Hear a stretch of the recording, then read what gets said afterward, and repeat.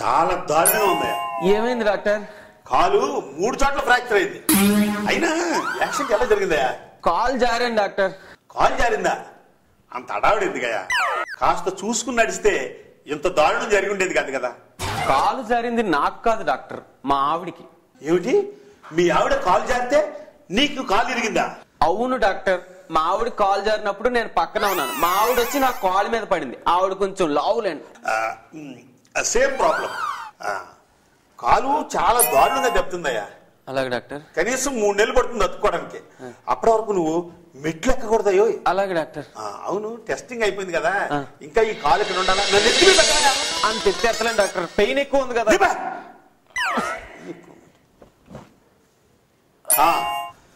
మందులు రాసిస్తాను.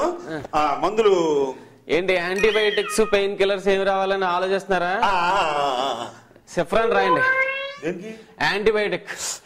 అదే అనుకున్నాను. నెఫ్టిల్ రాయండి. అదేనికి? Pain killer. అవునవును, ఈ కాల్ చూసి మర్చిపోయాను. రాత్రి అందరికి ఇదే రాస్తాను. ఈ మందులు 3 నెలలు వాడు. అలాగే డాక్టర్. ఆ తర్వాత నువ్వు ఎక్స్రే రిపోర్ట్ పట్టుకుని రా. జాగ్రత్త, వెళ్ళిరామ్మా.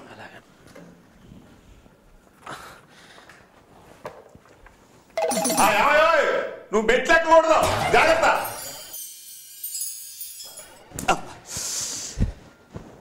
డాక్టర్ గారు. రామయ్య, నీ ఎక్స్రే రిపోర్టు చాలా బాగుందయ్యా.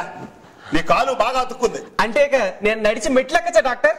కావాలంటే చార్మినార్ ఎక్కువ, అంత గట్టిగా అతుక్కుంది. అమ్మయ్యా, ఎంత మంచి మాట చెప్పారు డాక్టర్. ఫస్ట్ ఫ్లోర్ లో ఉండే నేను రోజు నీళ్ల గొట్టం పట్టుకుని పైకి ఎగబోతుంటే కింద నుంచి జనం అందరూ చూసి తెగ నవ్వుతున్నారు డాక్టర్.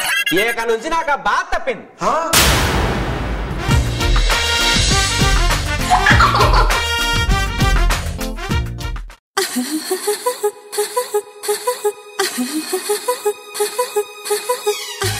Ha ha ha.